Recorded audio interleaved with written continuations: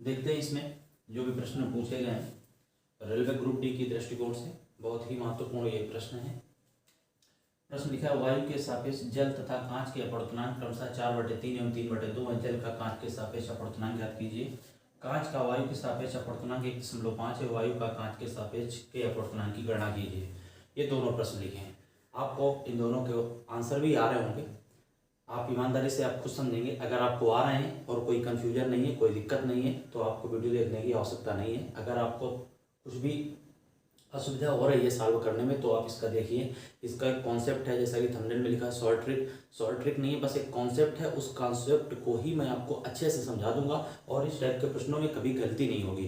कहाँ पर कॉन्सेप्ट महत्वपूर्ण होगा वो देखिएगा। सर्वप्रथम समझिए, स्नेल का नियम होता है तो उसमें लिखा होता है पहले माध्यम के सापेक्ष,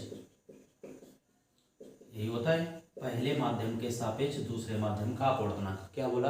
पहले माध्यम के सापेक्ष दूसरे माध्यम का अपवर्तनांक। ये मैंने बोला और इसको यहाँ पर लिख दिया। अब अगर लिखा जाए कि वायु के सापेक्ष कांच का अपवर्तनांक, देखो एक लिख देते हैं, वायु के सापेक्ष कांच का अपवर्तनांक, कांच का अपवर्तनांक। तो इसे क्या लिखेंगे? वायु के सापेक्ष, ए एयर, आयन मतलब कि सापेक्ष, अपवर्तनांक इसका कांच का मतलब ग्लास, यानी ANG लिखेंगे। इसको क्या लिखेंगे? वायु के सापेक्ष कांच का अपवर्तनांक क्या लिखेंगे? ANG। अगर लिख दें क्या, कांच के सापेक्ष हीरे का अपवर्तनांक, तो कांच मतलब G, सापेक्ष मतलब आयन लिख देंगे, और हीरा मतलब डायमंड, हीरा GND हो जाएगा। ठीक है। पानी के सापेक्ष कांच का अपवर्तनांक, तो इसे क्या लिखेंगे? पानी मतलब वाटर, W लेंगे, आयन ग्लास मतलब G, WNG लेंगे। आपको ये लिखना भी समझ में आ गया होगा। ठीक है, आगे बढ़ते हैं। इस प्रकार से इसको शॉर्ट दे देते हैं, लिख देते हैं। अब अगर जैसे लिखा हो ANG पूछे, मतलब पानी के सापेक्ष कांच का अपवर्तनांक, तो इसे लिख दें। इसको अगर लिख दें GNA, तो इसका से क्या हो जाएगा? यहाँ पर कांच के सापेक्ष पानी का अपवर्तनांक, और ये क्या लिखा? पानी के सापेक्ष कांच का अपवर्तनांक। तो एक फार्मूला बन जाएगा, ये सूत्र का रूप धारण करेगा। ANG बराबर 1/G, यानी इस प्रकार उल्टा हो जाता है। जैसे WNG है, अगर इसको लिखना चाहें तो इसको लिख देंगे क्या? WNG, तो ये लिख देंगे क्या? GNW। ये भी हो जाएगा, सूत्र बन जाएगा। नोट करते जाइएगा, वीडियो रोकिएगा, नोट कर लीजिएगा। WNG इस तरह से हो जाएगा, यानी पानी के सापेक्ष कांच का अपवर्तनांक, और ये हो जाएगा कांच के सापेक्ष पानी का अपवर्तनांक। ये बात भी आपको समझ में आ गई होगी। लेकिन अब जो कभी कभी क्या होता है, इस तरह से भी बनते हैं। जैसे मान लो हमने लिया GNW ले लिया, तो इसका एक सूत्र और क्या बन सकता है? देखना, बस यही कॉन्सेप्ट है, यही बहुत ही महत्वपूर्ण बात है। ये कह सकते हैं आप। देखिए, ये जो W लिखा है, ये W लिया, और ये जो G लिखा है, ये G लिया। अगर वो कहता है वायु के सापेक्ष, तो ANW और ANG ये ले लेंगे। अगर इसी में कहता कि निर्वात के सापेक्ष, तो निर्वात में सीधे ANW लेते और ANG लिख देते, कोई दिक्कत नहीं, इतना लिख देते। अगर वो इसी में कह देता, इसमें देखो ये GNW लिखा है, तुमने ये W यहाँ पर लिखा, बाद वाला यहाँ पे ऊपर, और पहले वाला कहाँ लिखा है? नीचे, और वायु के सापेक्ष दोनों में कॉमन लिख दिया। अगर निर्वात, तो यहाँ पर कुछ लिखने की आवश्यकता नहीं है। अगर वो कहते कि हीरे के सापेक्ष ज्ञात करना, तो यहाँ पे DNW DNG लिख देंगे। इस तरह से लिख सकते हैं। बस यही एक कॉन्सेप्ट है महत्वपूर्ण। शायद आपको ये बात समझ में आ गई होगी। नोट करिएगा, स्क्रीनशॉट लीजिएगा या नोट कर लीजिएगा। आगे समझो। अब इस प्रश्न को देखते हैं। वायु के सापेक्ष जल तथा कांच के अपवर्तनांक क्रमशः 4/3 एवं 3/2 हैं। जल का कांच के सापेक्ष अपवर्तनांक ज्ञात कीजिए। प्रश्न बहुत ही देखने में सरल लग रहा है, लेकिन इसमें आंसर क्या क्या आते हैं? 9/8 इस तरह से विकल्प दे दिया है, 8/9, और इस तरह से ये दो विकल्प में ही आंसर आ जाता है, क्योंकि स्टूडेंट को लग जाता है कि 4/3 है ऊपर नीचे। अब ये बात करनी है कि कौन से ऊपर लिखा जाए, कौन से नीचे लिखा जाए, बात यहाँ पर है। तो वायु के सापेक्ष जल तथा कांच के अपवर्तनांक क्रमशः, तो किसके सापेक्ष? वायु के सापेक्ष। वायु के सापेक्ष तो AN किसका दिया है? जल का, तो ANW कितना दिया है? 4/3 ये दिया है। इसके बाद वायु के सापेक्ष ही आगे दे रहा है किसका? कांच का, तो जिसके सापेक्ष का है तो वो पहले, यानी AN, ये सापेक्ष किसके? इसका मतलब क्या है कि वायु के सापेक्ष जल का अपवर्तनांक, वायु के सापेक्ष किसका, कांच का अपवर्तनांक कितना आएगा, 3/2 आएगा। ये दो बातें प्रश्न में दी गई हैं जो कि इस रूप में लिख लिया। आगे बढ़े, पूछ रहा है जल का कांच के सापेक्ष अपवर्तनांक। अब यहाँ पर होती है कंफ्यूजन, क्या होता है जल का कांच के सापेक्ष अपवर्तनांक। कभी कभी ये जल लिया तो WNG लिख दिया, और हो सकता है GNW लिख दिया। अब यहाँ पर बात क्या हो जाती है, फंस जाती है, दिक्कत होती है कि क्या नहीं।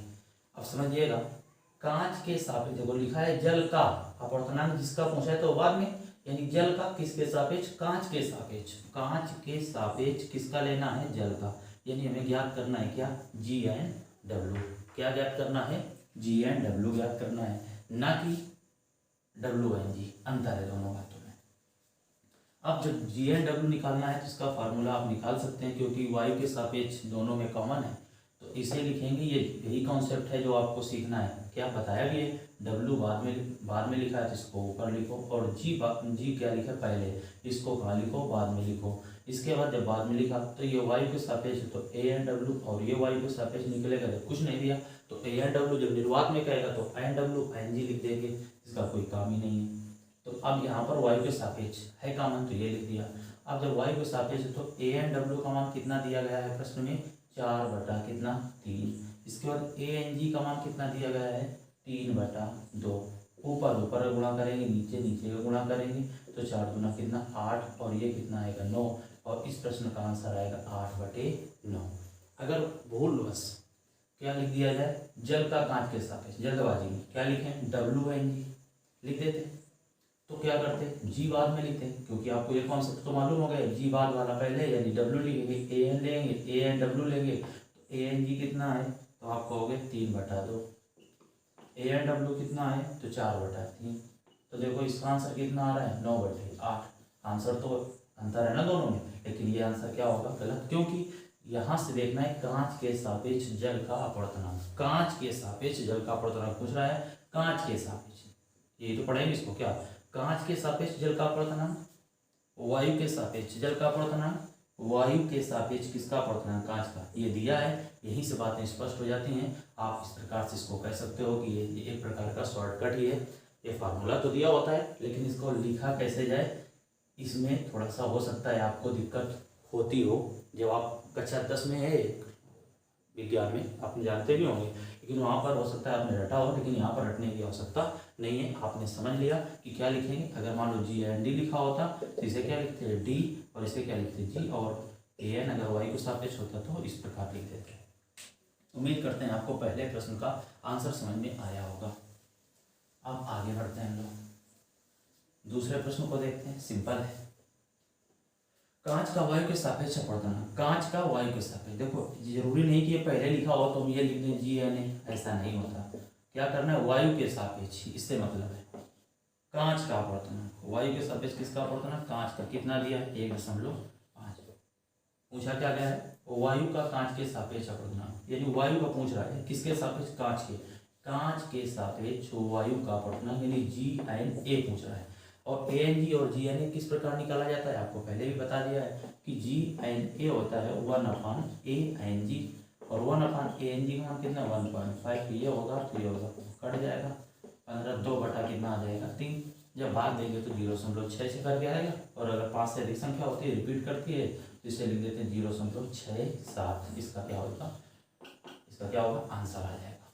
तो उम्मीद करते हैं 2 प्रश्न आपको समझ में आए होंगे। इसमें कई बातें आपको मिली भी होंगी फार्मूले के माध्यम। ये मत करेंगे 2 ही प्रश्न थे, इसमें हो सकता है आपने काफ़ी कुछ सीख लिया हो, या GNW का कॉन्सेप्ट किस प्रकार इसका प्रयोग किया जाता है, और इसमें कभी रटने की बात नहीं होती, समझने की बात होती है। आपने समझ लिया होगा। अगर आपको वीडियो अच्छा लगा हो तो इसे शेयर जरूर करें और लाइक करें।